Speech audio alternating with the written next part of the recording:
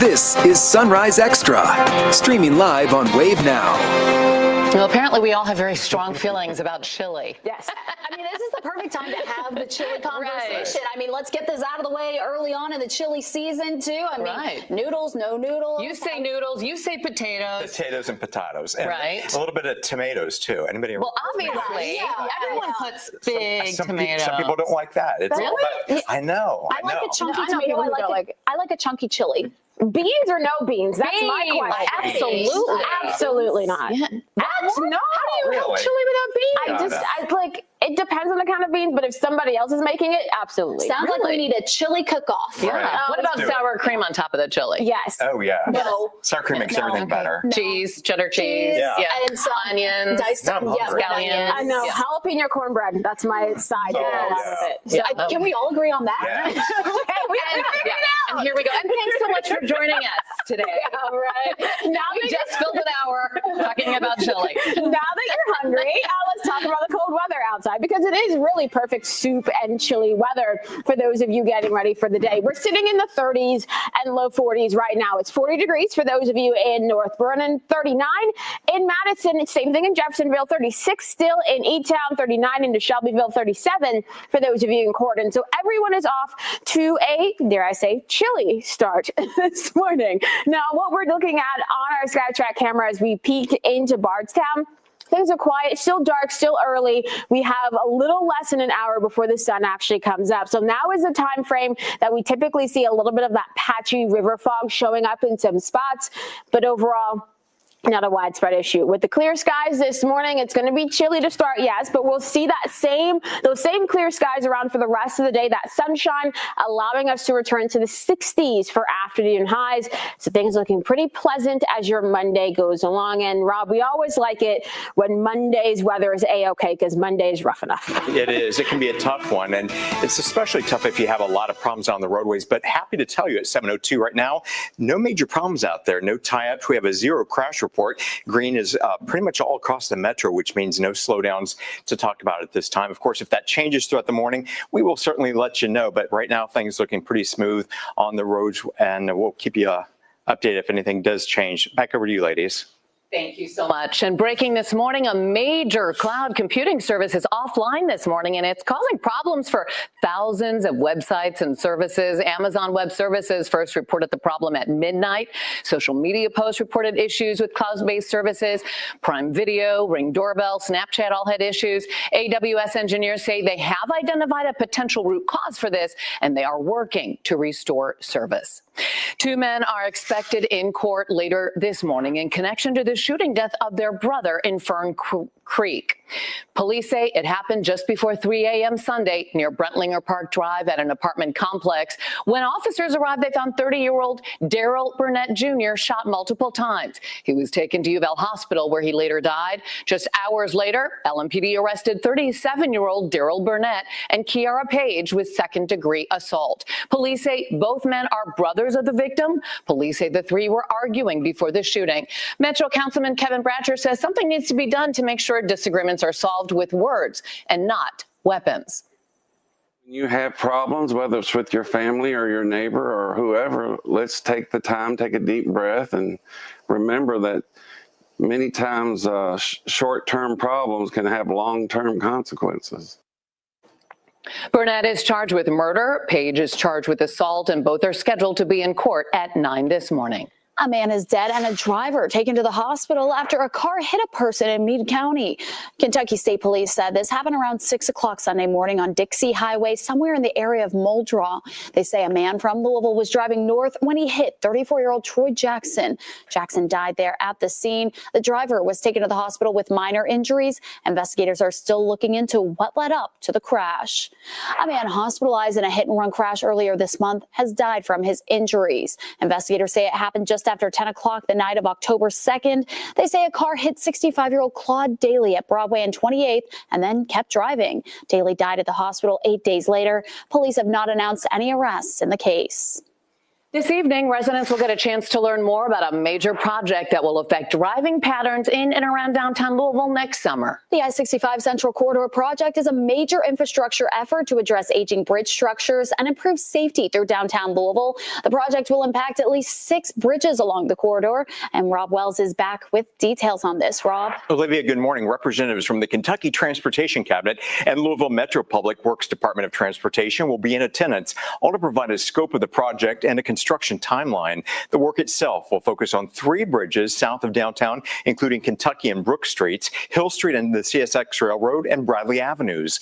The I-65 downtown corridor will be closed to traffic. That's between Jefferson Street and the Watterson Expressway from June through July of next summer. Tonight's forum aims to outline the current as well as upcoming road closures, share updates on the detours and traffic plans, explain how residents and businesses can stay informed, and of course answer questions from the public. So the big question is, how will they replace bridges so fast? Well, I learned that work is already underway.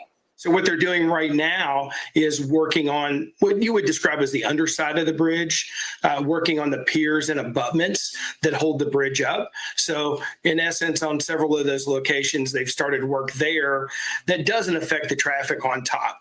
They can rebuild the structure from underneath. And when those bridges do close next spring, that's when he says that they'll be dismantling and then replacing the top portions to make the structure completely new and complete.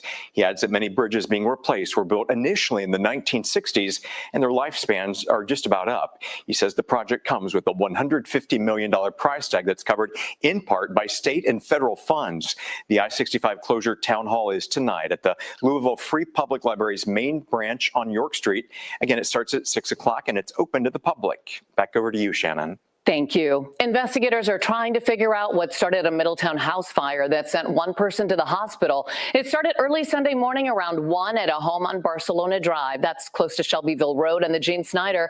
It took 34 firefighters about 40 minutes to get the flames under control. When they got there, they say an adult was outside the house, and that person had what Anchorage Middletown Fire and EMS described as non-life-threatening thermal injuries. Louisville Metro government wants to hear from the public about how they think data centers should be regulated within the city. City officials will be holding public comment meetings in the next few weeks to see how people believe the facilities should be permitted in Louisville. They say it's part of their effort to research regulations and update the zoning code. The first meeting will be at Locust Grove tomorrow. That'll be from 5:30 to 7:30, and you can find the rest of the dates on wave3.com. On Saturday, there were No Kings protests nationwide, including some in our area. Wave reporter Meredith Lee has a look at this and what brought thousands out to rally. A movement gaining momentum. Some 2,600 registered protests across the country brought millions of Americans into the streets under the banner of No Kings once again. In Louisville, thousands marching with signs in hand, calling actions of the Trump administration authoritarian and an overstep on constitutional rights. This is what democracy looks like. This is democracy. In Jeffersonville, Indiana, hundreds gathered along Court Street. We're supposed to be, this bastion of peace and liberty, and everybody's supposed to have an equal opportunity. And I feel like people aren't getting that opportunity anymore. People attending the rally say they believe the big turnouts have been driven by the escalation of events since June, from an ongoing government shutdown to deployment of the National Guard and ICE in cities across the U.S. ICE coming in and tearing people away from their families without due process is treasonous. That makes me very angry. The people we talked to said they're all taking action to demonstrate a clear message. Power in the United States belongs to the people, standing united. Show up. History has proven that when people show up, things change. Meredith Lee, Wave News. And coming up tomorrow, the big bad outside of the Slugger Museum and Factory will take center stage even more than normal. Hear what the milestone that is celebrating coming up here on Sunrise Extra.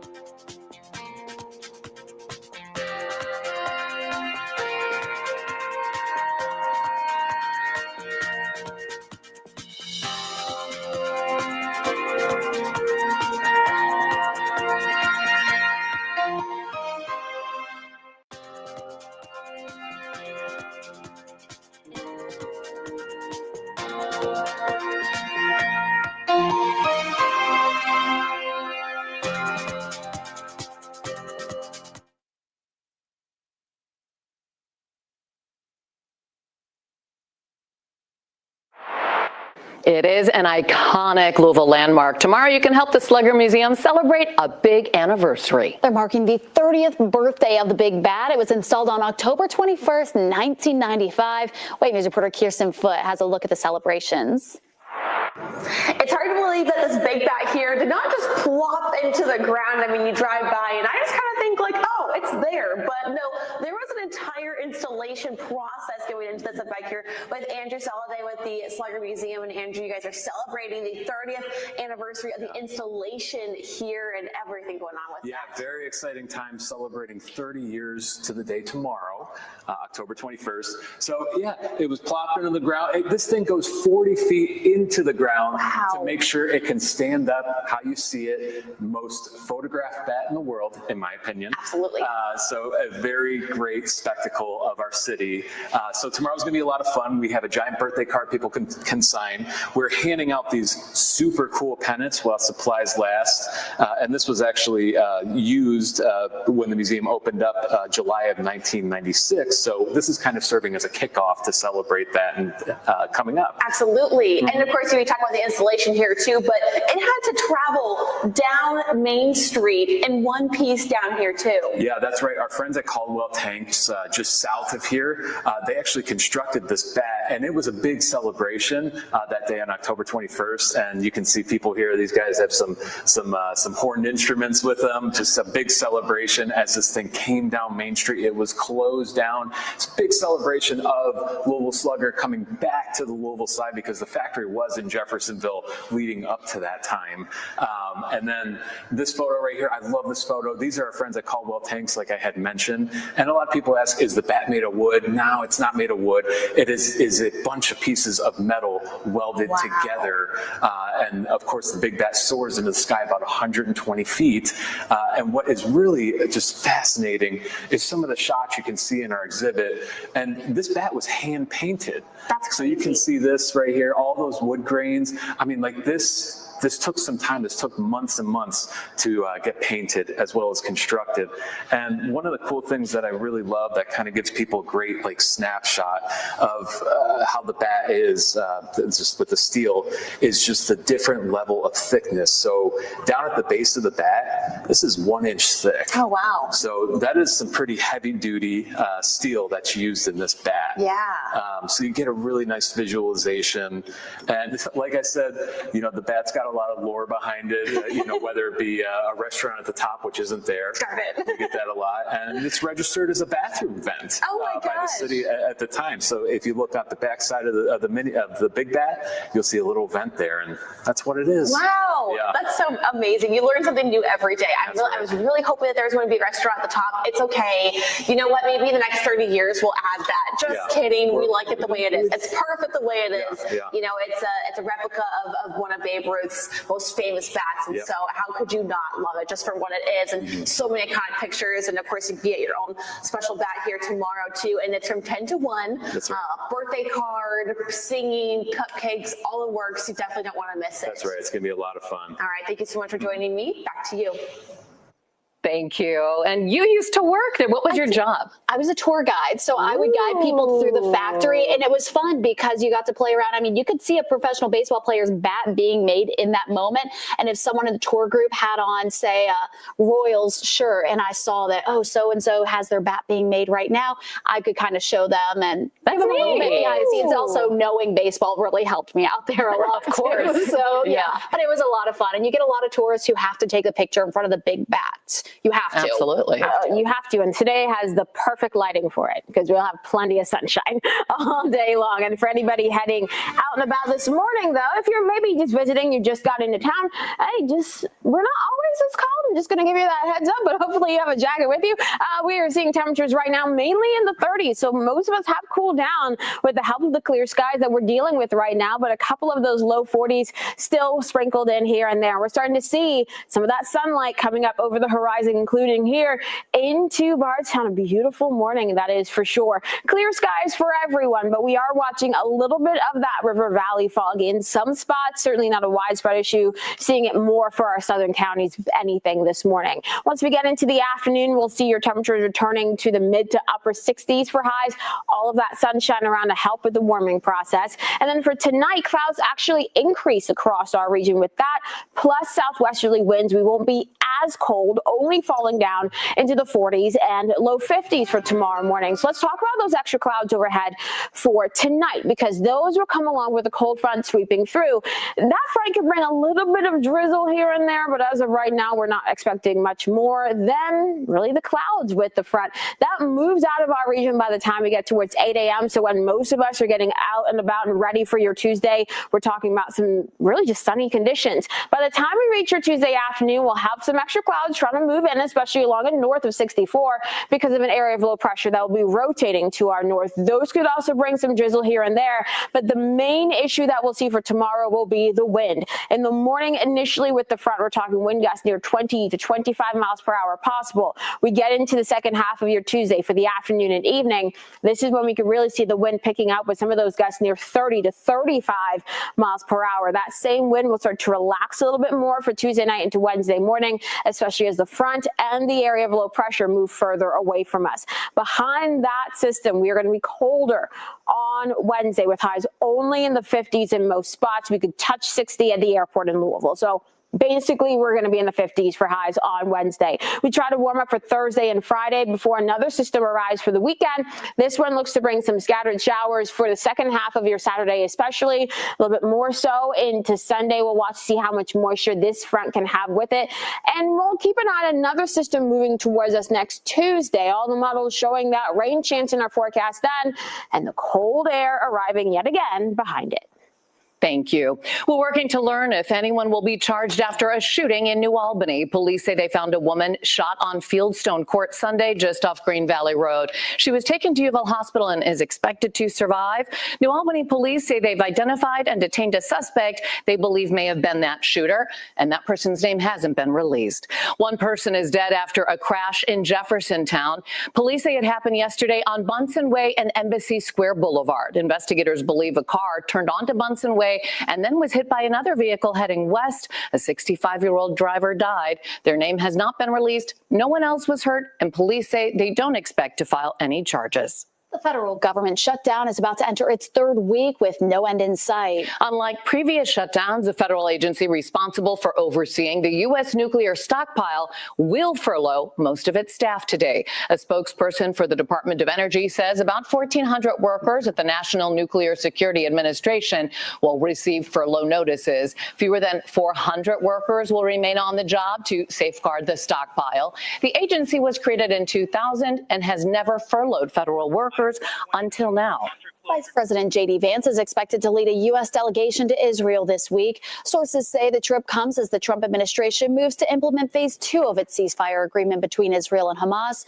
President Donald Trump's Middle East envoy, Steve Witkoff, and the president's son-in-law, Jared Kushner, are also expected to travel to Israel and will be involved in the vice president's meetings. The visits come as a ceasefire between Israel and Hamas appears to be showing some cracks. Israel launched a series of airstrikes over southern Gaza yesterday morning.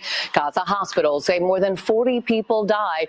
Israel also blames Hamas for attacks on Israeli forces in the Rafah region where 2 soldiers were killed.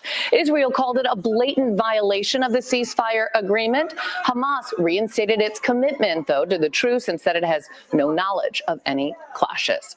Police in Paris still looking for the 3 responsible for a robbery at the Louvre. We'll have details on how that robbery happened after the break.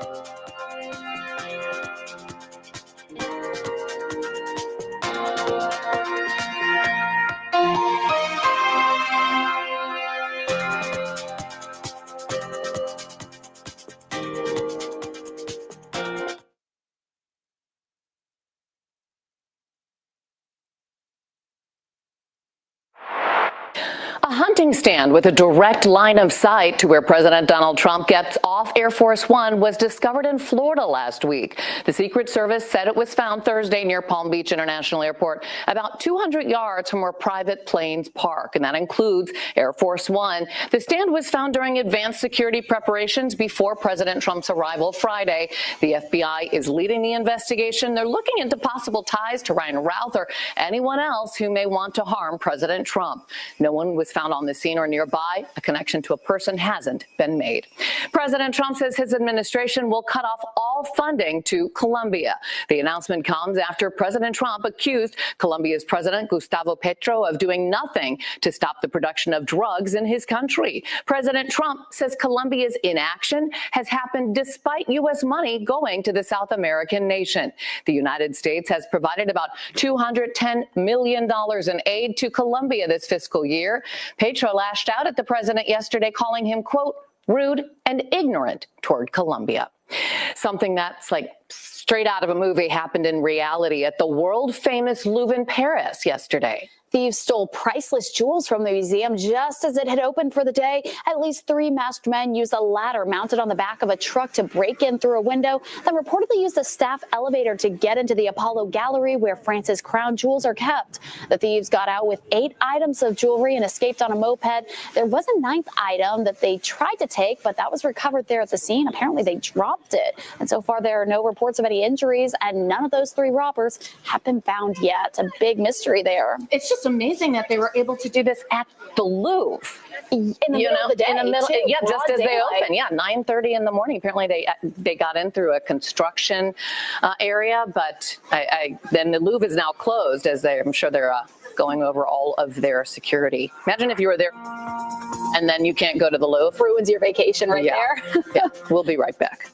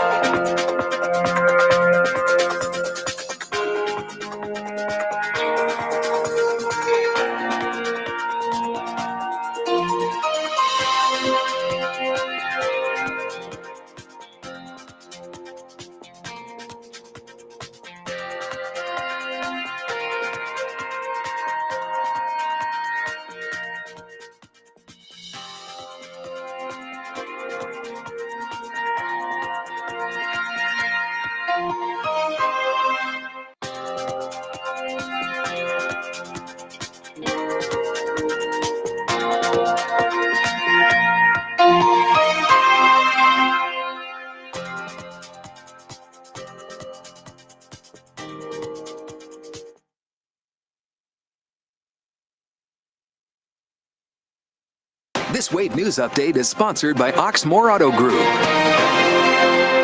Good morning, I'm Shannon Kogan. Today, 2 men will be in court after police say they're connected to the death of their brother in Fern Creek. Police say Daryl Burnett Jr. was shot and killed at an apartment complex near Brentlinger Park Drive Sunday. LMPD arrested 37-year-old Daryl Burnett and Kiara Page. Police say both men are brothers of the victim. Investigators say they were arguing before the shooting. Burnett is charged with murder and Page is charged with assault. Here's meteorologist Tawana Andrew right now. It had a gloomy day yesterday. What about today? Today's all about the sunshine, but also starting off the day with some chilly temperatures in the 30s and low 40s this morning. So grab the jacket as you're heading out. You are most likely going to need it. And we're starting to see some more of that sunlight over the horizon on our SkyTrack camera in Bardstown. So already a beautiful start to the day with clear skies across the region and a little bit of that River Valley fog showing up in some spots. As we continue throughout the rest of the day, we are going to see highs returning to the 60s for this afternoon. And we're going to keep your highs in the 60s tomorrow with a lot of sunshine. But your Tuesday is looking kind of windy with some gusts near 30 to 35 miles per hour possible. And once we get through the rest of the week behind that Tuesday front, a little bit cooler with highs only in the 50s and low 60s. We'll warm up for the weekend as we start to add back in some more showers to our forecast. Rob. Okay, Tawana, thanks so much. If you're just joining us on a Monday morning, glad to have you along with us. No major incidents to tell you about along the downtown area, but we are keeping our eye on a report that we just got just a few minutes ago. This is in the area of 71 South at US 42. That area we're told has 5-car crash in that area. Don't know about any injuries in that area, but again, that's 71 South at US 42. 5 cars involved in that. The right lane's blocked in that area, so certainly watch your speed out there this morning. And as far as drive times are concerned, things moving along pretty well. We'll see you in 25 minutes.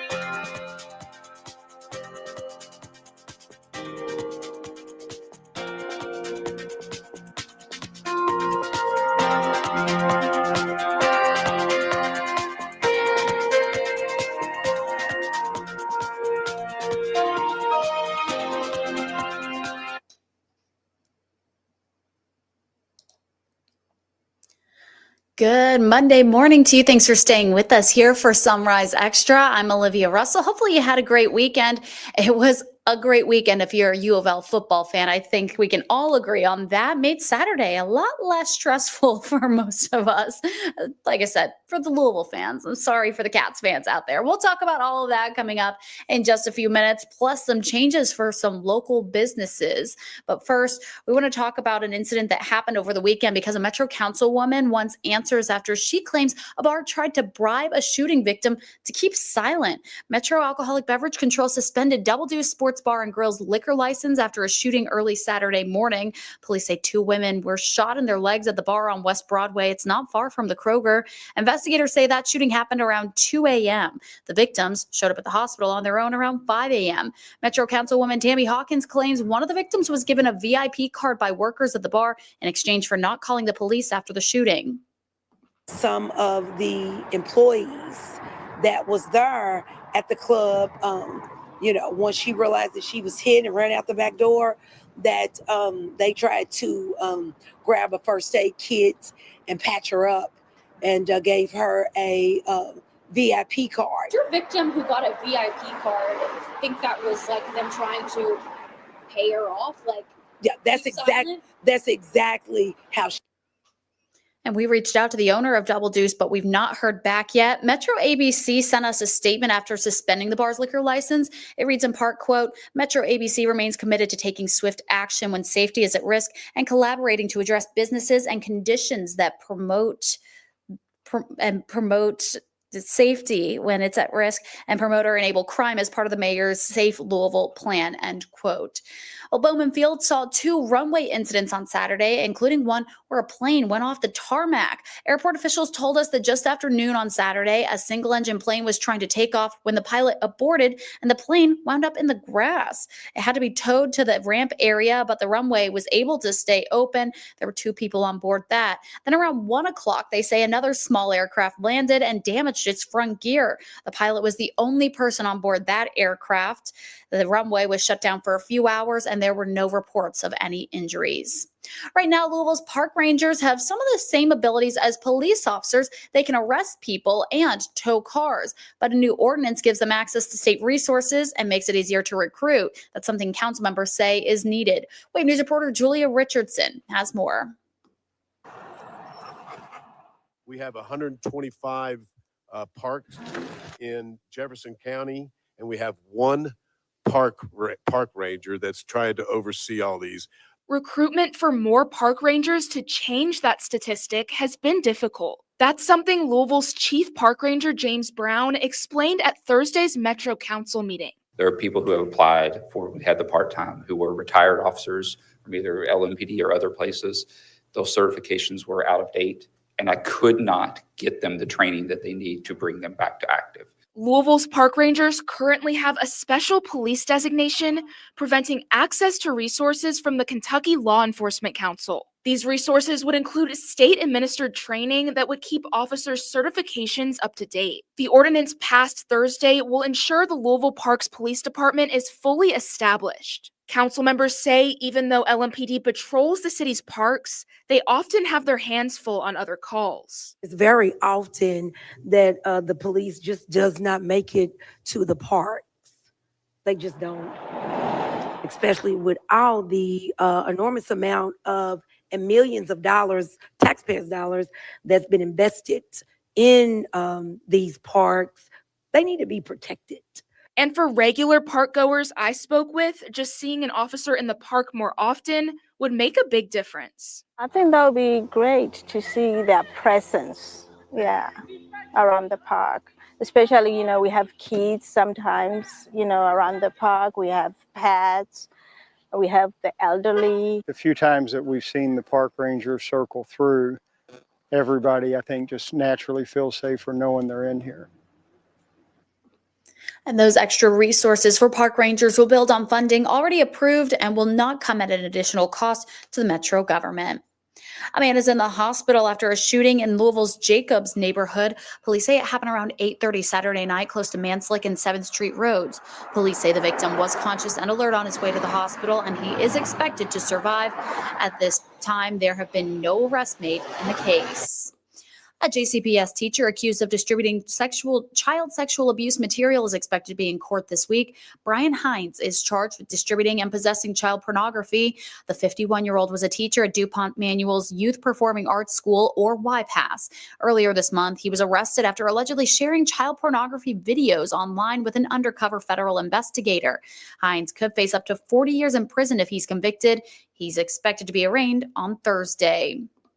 Brian Epperson has been indicted after 2 women were found dead by overdoses in rooms he's accused of renting. Now some of the victims' loved ones are reacting to that news. On Thursday, a federal grand jury indicted Epperson on 2 counts of distributing meth that killed 2 people. Rachel Dawson and Kristen Morris died on separate occasions and in separate Kentucky counties earlier this year. They were both found to have overdosed in rooms allegedly rented by Epperson. If convicted, he could get a minimum of 2 life sentences. Caleb Thompson is Dawson's fiance. She doesn't believe those consequences would fit the alleged crime. The justice system, as you call it, failed 3 women already once, in my opinion. But a second time by letting him live? Now every agency wants to jump the gun and be on the books and be like, all right, we got him. It's too late now. For now, Epperson is staying in the Clark County Detention Center under federal custody. He's already facing state murder charges. Kentucky State Police are urging anyone who had an interaction with Epperson to come forward because they believe there could be more victims. A new health alert this morning. The Indiana Department of Natural Resources is tracking new cases of bird flu in the state.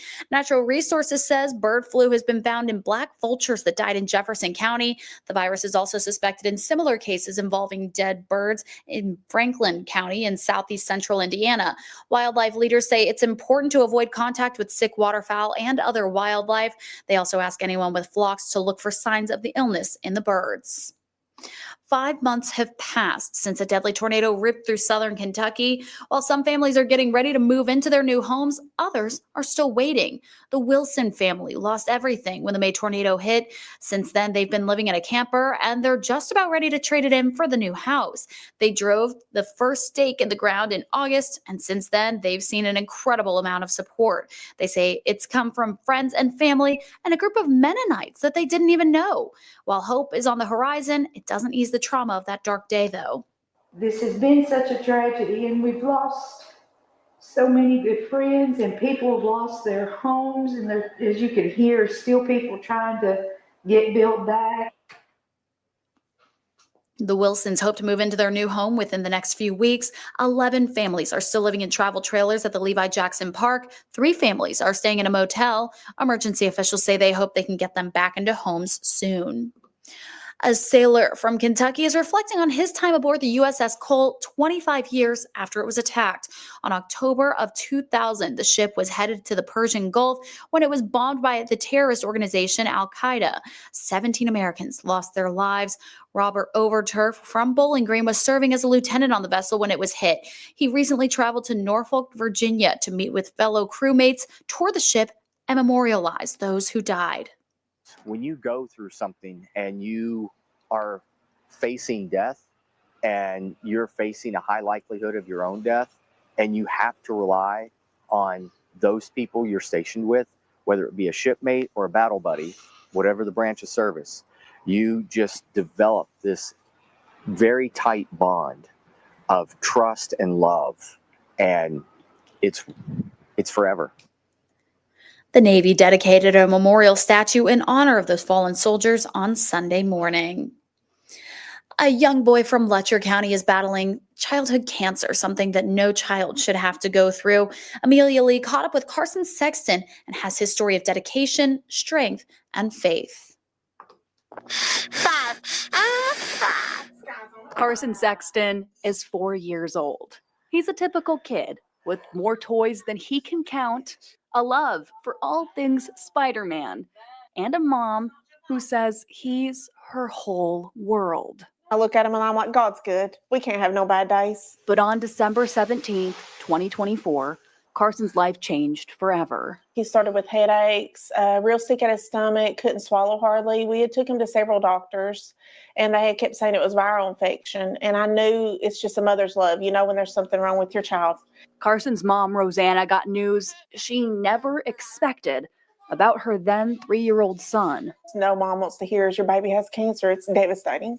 My world crashed. Carson was diagnosed with poorly differentiated chordoma. It's an extremely rare type of cancer that's on his skull. It's a highly aggressive cancer and it can come back at any time. With 10 cycles of chemotherapy and 7 surgeries under his belt, Carson is now gearing up for an 8-week radiation treatment in Florida. You know, I thought I loved him before, but since the diagnosis, love doesn't even compare. Holding each other every step of the way with other family members on Team Carson. Stay strong. Yeah. We got to fight, don't we, bud? Well, Carson's not letting his diagnosis stop him from just being a kid, showing me strength beyond his years. Does he have a name? Taking as many stuffed animals as he can hold to every doctor's appointment. He has been so strong. Anything that comes his way, he fights it full force. Even bandaging up scrapes and giving shots to his furry pals.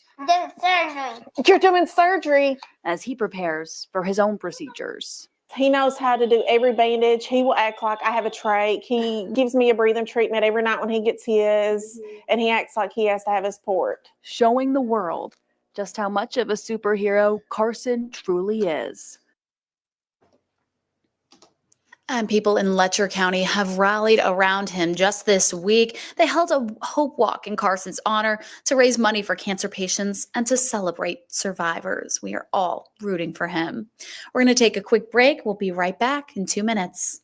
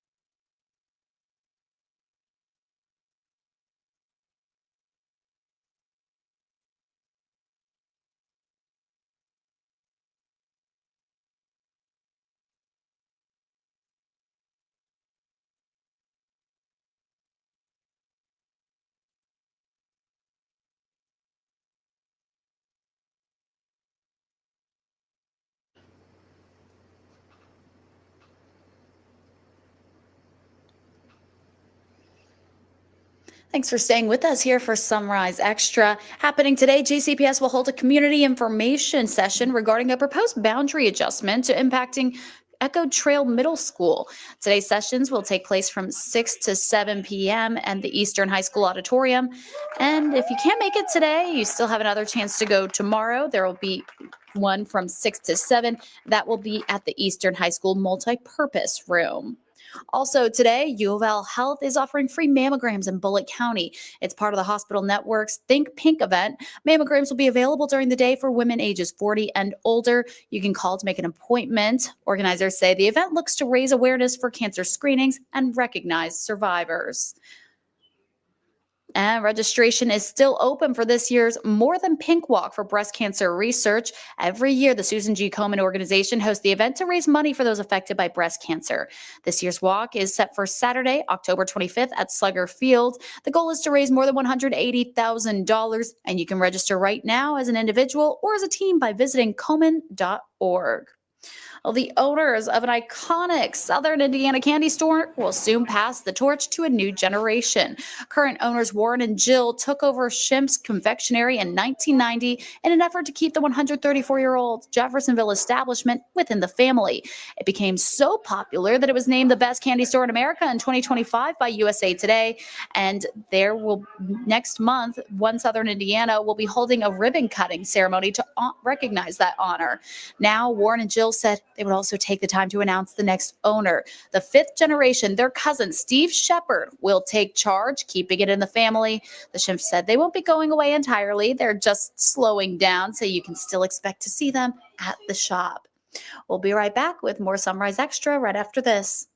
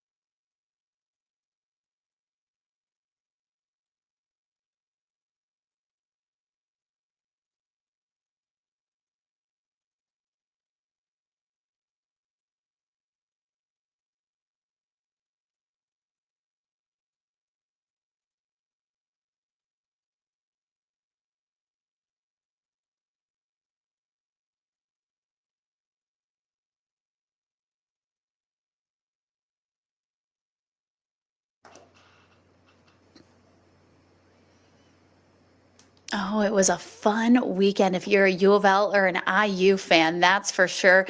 And since it is Monday, that means we just learned our new AP Top 25 and some of our local teams getting nods this year in this national level. And that includes Indiana football, now ranked number 2 in the country.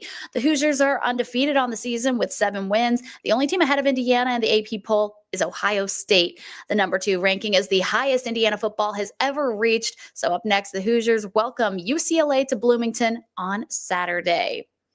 U of L football also entered the AP poll for the first time this season. They come in ranked as the 21st best team in the country. It comes after the Cards upset Miami on Friday night. That was such a thriller there and fun to watch if you're a Cards fan. Not so much for the Hurricanes. U of L will host Boston College to L&N Credit Union Stadium this Saturday, and kickoff for that game is at 7:30. So exciting there. But sad news for the Cats fans here. The struggles continue for Kentucky. The Cats took it to overtime against now ranked number 22 Texas. Texas ended up winning the game on a field goal in overtime, beating the Cats 16-13. Head coach Mark Stoops says his team needs to keep moving forward. There's always decision that I can definitely second guess myself on, but not that one. I wanted to go to play to win. You know, we played well the entire game and had a great opportunity, 6 inches, or whatever, half yard to win. We came up short, and that hurts.